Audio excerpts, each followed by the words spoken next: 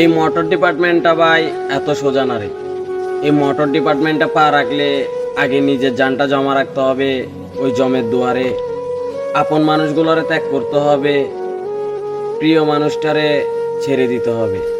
কারণ তোমার মনে রাখতে হবে তুমি একজন পেশায় ড্রাইভার। খাড়া রোদের তাপ, ইঞ্জিলের অতিরিক্ত হিট, নির্ঘুম রাত, বর্ষার বৃষ্টি, শীতের কুয়াশা, সব মিলিয়ে জীবনটা যেন এক নরকের মতো।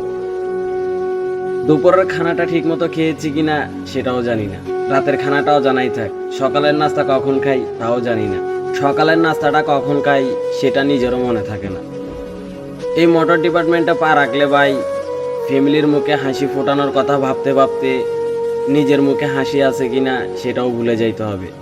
হাজারো কষ্ট বুকে চাপা রেখে সবার সামনে মধুর হাসি হাসতে হবে। এই মোটর ডিপার্টমেন্টটা ভাই এতটাই খারাপ যে এই মোটর ডিপার্টমেন্টে পা রাখলে কেউ বলে নেশাখোর, কেউ বলে নারীর দেহলোভী। আসলে ভাই আমরা আমাদের পরিবারের চাহিদা মিটাতে মিটাতে আমাদের সুখ আহ্লাদ সব সব পায়ের নিচে মাটি দিয়ে দিয়েছি।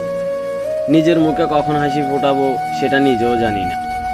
আসলে ভাই একটা কথা কি, তবে আবার এই মোটর ডিপার্টমেন্টে এসে নিজেরও গর্ববোধ করি, নিজের পেশাটার অনেক সম্মান করি। কারণ এই মোটর ডিপার্টমেন্টে আসছি বিদায় আজকে এই পুরা বাংলাদেশটা ঘোরার মতো সৌভাগ্য আমার হয়েছে, প্রত্যেকটা ড্রাইভারেরই হয়েছে। আসলে ভাই এমন সৌভাগ্য কয়জনের হতে পারে যে পুরা দেশটা ঘুরে দেখার মতো এই যে প্রাকৃতিকের অপরূপ দৃশ্যগুলো, এটা একমাত্র আমরা ড্রাইভাররাই উপভোগ করতে পারি। কয়জন আমাদের মতো এইভাবে পুরা বাংলাদেশটা ঘুরতে পারছে। আর ভাই কি বলতাম পুলিশ মামাদের কথা, তারা তো আমাদেরকে স্বপ্নও দেখা দেয়।